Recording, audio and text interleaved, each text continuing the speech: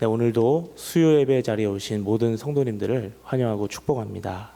오늘 주님께서 주시는 풍성한 은혜로 회복되는 복된 밤 되시기를 주님의 이름으로 축복합니다. 오늘은 인생의 기쁨이 사라졌을 때라는 제목으로 말씀을 나누도록 하겠습니다.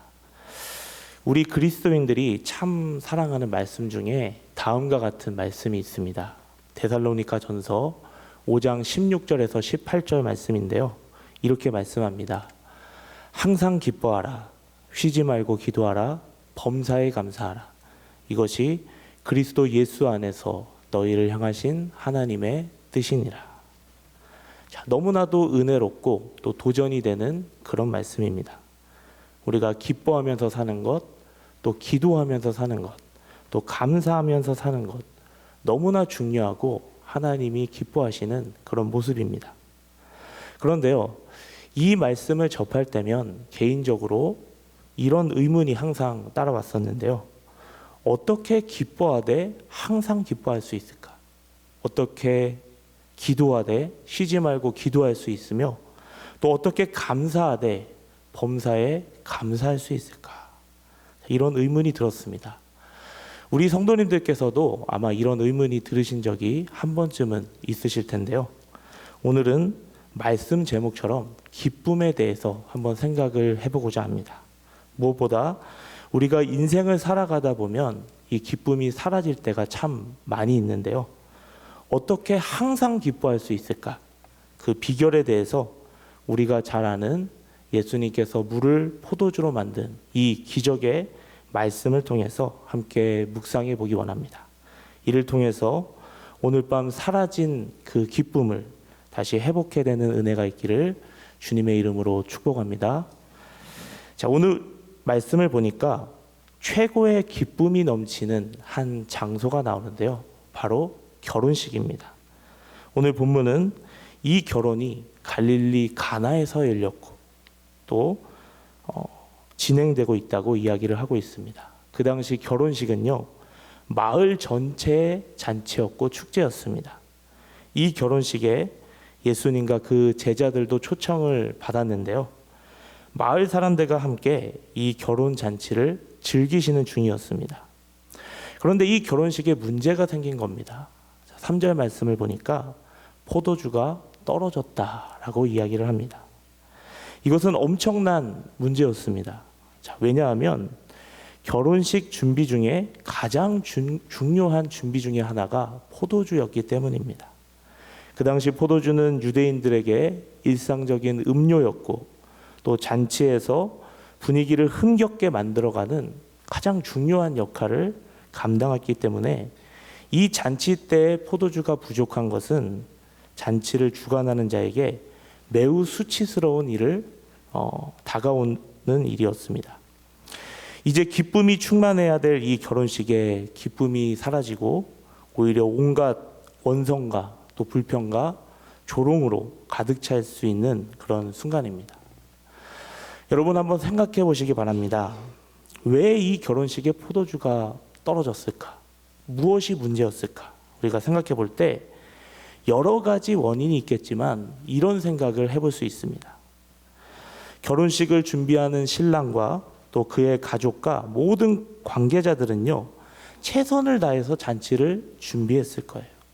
예상한 인원보다 훨씬 더 많은 음식을 준비하면서 이 정도면 넉넉하다, 충분하다 이렇게 생각하며 안심했을 수도 있습니다. 그런데요, 모든 예상이 빗나가고 포도주는 금세 떨어지게 되었다는 것입니다. 자, 여기서 우리가 생각해 볼 수 있는 것이 있는데요. 바로 우리 삶에도 얼마든지 이와 같은 일이 발생할 수 있다는 것입니다. 우리가 아무리 치밀한 계획을 세우고 완벽에 가깝게 인생을 계획할지라도 그 예상이 빗나가고 포도주가 금세 떨어져서 기쁨이 바닥날 수 있는 것이 바로 우리가 살아가는 인생이라는 것입니다. 따라서 오늘 우리는 인간의 계획과 방법으로는 언제든지 그 삶의 기쁨의 포도주가 바닥날 수 있다는 것을 기억해야 합니다. 우리의 인생에는요, 한계가 있는 거예요. 바꿔 말하면 이것이 세상의 즐거움의 한계입니다. 오늘 이 결혼식의 기쁨의 근원은요, 주로 무엇으로 발생을 했습니까? 포도주로 인한 기쁨이었죠. 자, 그렇기 때문에 이 기쁨의 근원이었던 포도주가 사라졌을 때 어떻게 되었습니까? 잔치가 중단될 위기에 빠지고 즐거움에 빠져 있던 사람들이 원성과 불만을 폭발할 수 있는 이 상황을 앞두게 되었다는 것입니다. 자, 그렇습니다. 우리 인생도 마찬가지입니다. 우리가 찾고 있는 기쁨의 근원이 무엇입니까? 우리가 만약에 돈을 통해서 기쁨을 찾고 있다면, 명예를 통해서 기쁨을 찾고 또 여러 가지 관계를 통해서 기쁨을 찾는다면, 그것이 사라지는 순간 우리에게 다가오는 것은 불안과 초조, 그리고 원망과 불평뿐이라는 사실입니다. 사랑하는 성도 여러분, 오늘 우리는 무엇을 통해서 기쁨을 얻고 있고 또 무엇을 통해서 만족감을 누리고 있습니까? 이 말씀 앞에 우리가 멈춰서서 나의 기쁨의 근원은 무엇인가? 내가 추구하고 내가 갈망하는 그런 즐거움은 무엇인가? 우리가 생각해 보면서 바라기는 세상의 헛된 것을 구하며 우리가 살기보다는 성경에서 이야기하는 참 기쁨의 근원을 붙들고 살아가기를 사모하시는 우리 모두가 되기를 주님의 이름으로 축복합니다. 자, 그렇다면 참 기쁨의 근원, 참 기쁨의 길은 무엇일까 하는 것입니다. 자, 오늘 본문을 계속해서 보시면 예수님께서 사라진 기쁨의 현장에 이 기쁨을 회복시켜 주시는 장면이 나오고 있습니다. 이 포도주가 떨어진 위기의 상황을 예수님의 어머니 마리아는요, 예수님께 알리게 되는데요. 예수님은 정결 예식에 사용하는 돌 항아리 6개를 사용하셔서 물을 가득 채우라고 말씀을 하십니다. 자, 여기서 정결 예식은 구약의 말씀을 배경으로 이루어진 것인데요. 그 당시 유대인들이 믿고 있었던 바가 한 가지 있습니다. 자, 그게 뭐냐면 그들이 돌 항아리에 들어있는 이 물로 손발과 각양 식기들을 닦음으로써 그들의 마음이 깨끗해진다라고 믿었다는 거예요. 자, 마가복음 7장 3절에서 5절에 이런 말씀이 있습니다. 바리새인들과 모든 유대인들은 장로들의 전통을 지켜 손을 잘 씻지 않고서는 음식을 먹지 아니하며 또 시장에서 돌아와서도 물을 뿌리지 않고서는 먹지 아니하며 그 외에도 여러 가지를 지켜오는 것이 있으니 잔과 주발과 녹그릇을 씻음이러라. 이에 바리새인들과 서기관들이 예수께 묻되 어찌하여 당신의 제자들은 장로들의 전통을 준행하지 아니하고 부정한 손으로 떡을 먹나이까. 자, 이처럼 유대교에서는요, 이런 정결의식으로 깨끗하게 될 수 있다고 생각을 했지만 예수님께서는 이에 대해서 단호하게 말씀을 하십니다. 우리 누가복음 11장 39절에서 41절은 같이 한번 읽어보겠습니다. 자, 시작. 주께서 이르시되 너희 바리새인은 지금 잔과 대접의 겉은 깨끗이 하나 너희 속에는 탐욕과 악독이 가득하도다. 어리석은 자들아, 겉을 만드시니가 속도 만들지 아니하셨느냐. 그러나 그 안에 있는 것으로 구제하라. 그리하면 모든 것이 너희에게 깨끗하리라. 네, 그렇습니다. 예수님께서는요, 지적하신 것처럼 이 유대인들의 의식적인 결례 행위는 그들의 마음을 죄에서 깨끗하게 하지 못했다는 것입니다. 이것은 인간의 죄 문제를 유대인의 종교가 해결하지 못했다는 말입니다. 지금 저자 요한은요, 이것을 돌 항아리가 6개였다라는 기록을 통해서 이 유대교의 무익함과 또 불완전함을 암시하고 있습니다. 그리고 유대교뿐만 아니라 세상의 모든 종교 역시 인간의 죄의 문제를 해결하기에는 불완전하고 전적으로 무능하다는 것을 말하고 있습니다. 오늘 주님께서는 이 돌 항아리를 통해서 포도주를 만드시고 기쁨을 회복시켜 주시는데요. 이것을 통해서 보여주고 싶으신 것은 바로 구약의 정결의식, 그리고 세상의 종교로는 온전한 용서와 구원이 이루어질 수 없다는 것입니다. 그렇다면 온전한 용서와 구원이 무엇으로 가능합니까? 바로 포도주가 상징하는 예수 그리스도의 보혈로 가능함을 이야기하고 있습니다. 그렇습니다. 지금 예수님께서는 물로 포도주를 만드는 이 첫 표적을 통해서 예수님이 누구신지, 예수님이 인류를 위해서 어떤 사역을 하시고 그리고 그 결과가 무엇인지를 보여주려고 하시는 것입니다. 오늘 예수님께서 결례의 항아리에 담긴 이 물을 포도주로 만든 것은 예수 그리스도의 십자가의 피로 인류를 구원하겠다는 하나님의 구원 사역을 보여주는 상징이라는 것입니다. 사랑하는 성도 여러분, 오늘 예수님께서는 자신의 죽음을 통해서 우리를 죄로부터 정결케 하시고 이것을 통해서 가장 큰 기쁨인 하나님 나라를 우리에게 가져오시는 분임을 꼭 기억하시기 바랍니다. 예수님께서 자신의 죽음과 당신의 보혈로 우리의 죄 문제를 해결하시고 또 우리에게 예수 만남의 기쁨, 또 하나님과의 교제의 기쁨을 허락해 주신다는 것입니다.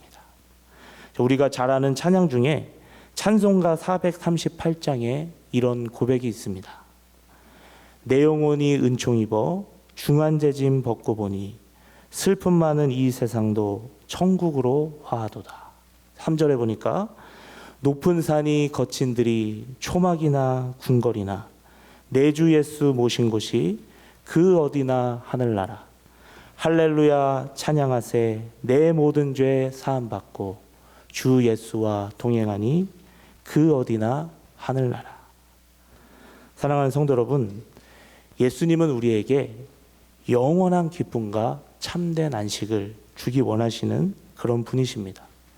이를 위해서 죽음으로 자신의 목숨을 내어주시고 우리의 죄를 다 씻으시고 이 땅에서 우리가 하나님의 자녀로 살아가는 최고의 기쁨을 또 그 길을 열어주셨습니다.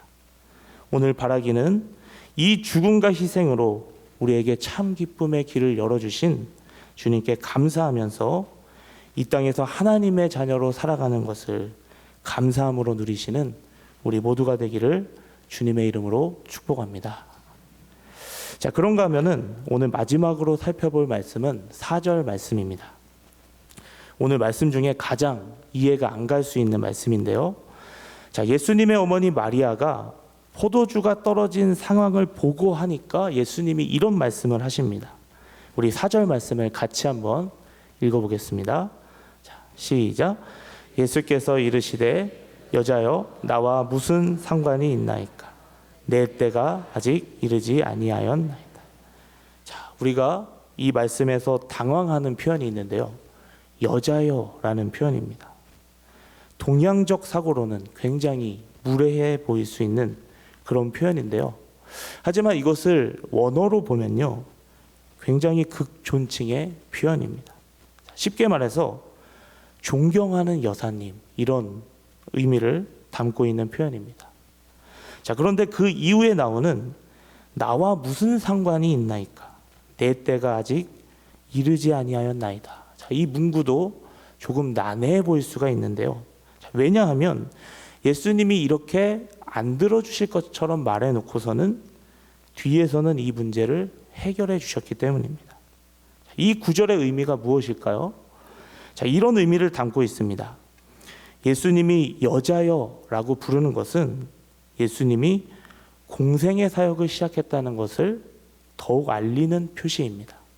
다시 말해서 이런 의미입니다. 지금까지는 어머니의 아들이었지만 이제부터는 하나님의 아들로서 메시아의 사역을 감당해야 합니다. 이 잔칫집에 지금 포도주가 없어졌는데 그건 나하고는 상관없는 일입니다. 자, 왜 그렇습니까?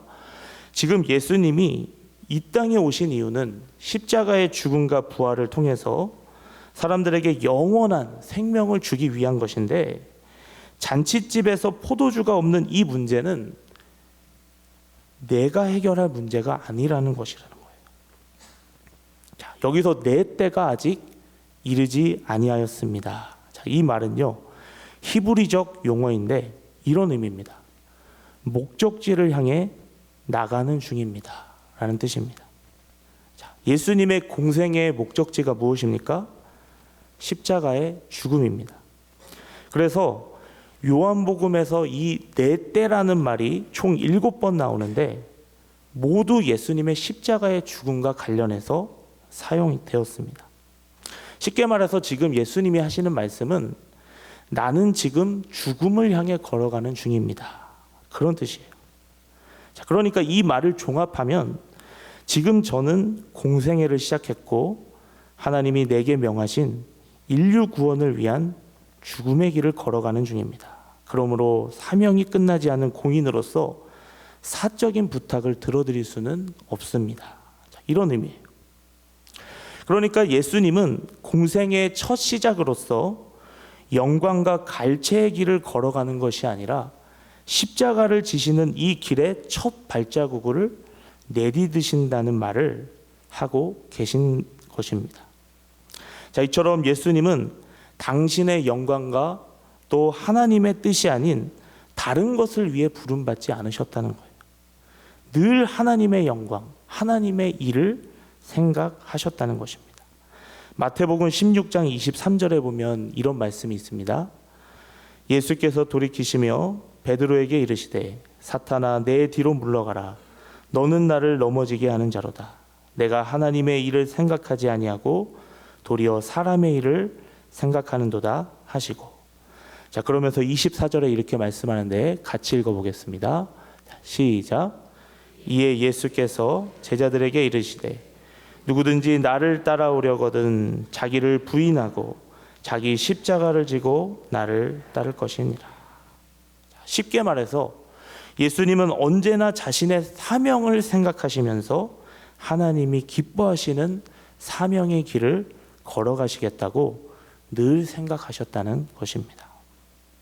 오늘 우리가 하나님의 자녀로서 살아가는 이 큰 축복을 누리는 것 참 중요합니다. 하지만 거기서 멈추지 말고 더 나아가서 예수님처럼 주님을 섬기는 길, 사명과 헌신의 길에 주님께서 부어주시는 참 기쁨과 은혜가 있음을 우리는 기억해야 한다는 것입니다. 자, 언젠가 한 분이 대표 기도를 하시는데 마지막에 이런 고백을 하시는 것을 들은 적이 있습니다. 한 찬양의 고백인 것 같은데요. 자, 고백을 듣는데 마음이 시큰하고 또 뜨거워졌습니다. 이런 고백입니다. 나의 평생에 가장 복된 일은 내가 예수님을 만난 것입니다. 나의 평생에 가장 잘한 일은 내가 예수님을 주로 섬긴 것입니다. 이 세상 살 동안 내가 걷는 길이 때로 험하여서 넘어질 때도 주의 강한 손이 나를 붙드시니 나는 예수님만 주로 섬기며 살리. 나는 주를 섬기는 것에 후회가 없습니다. 내가 걸어온 모든 시간 다 주의 은혜니 내가 걸어갈 모든 날도 주만 섬기며 살리. 오직 예수 이름만 부르며 살아가리라. 이런 고백입니다. 사랑하는 성도 여러분, 예수님은요 우리에게 영원한 기쁨과 참된 안식을 주기 원하시는 분이십니다. 이를 위해 죽음으로 자신의 목숨을 내어주셨습니다. 오늘 이 주님의 은혜를 알므로 참된 기쁨을 누리고 계십니까? 오늘 바라기는 이 참된 기쁨을 회복시키는 분 예수 그리스도를 만난 것이 내 평생에 가장 복된 일이고 가장 잘한 일이라고 우리가 고백할 뿐만 아니라 그 기쁨을 누리기에 주님과 같이 사명의 길을 우리가 걸어가심으로 더욱 큰 기쁨과 은혜를 누리는 우리 모두가 될 수 있기를 주님의 이름으로 축복합니다. 사랑하는 성도 여러분, 말씀을 맺겠습니다. 우리가 이 땅에서 항상 기뻐하며 살아가는 삶의 비결은요, 예수님을 만나 하나님의 자녀가 되는 것이고 그 은혜를 누릴 뿐만 아니라 세상에 헛된 것이 아니라 주님의 영광을 위해 주님이 기뻐하시는 사명의 길을 걸어가는 것입니다. 오늘 이런 질문을 우리에게 던져봤으면 좋겠습니다. 오늘 나는 그 기쁨을 누리고 있는가? 오늘 나는 그 기쁨의 길을 걸어가고 있는가? 바라기는 그 기쁨을 누리며 그 기쁨의 길을 걸어감으로써 항상 기뻐하며 살아가시는 우리 모두가 될 수 있기를 주님의 이름으로 축복합니다.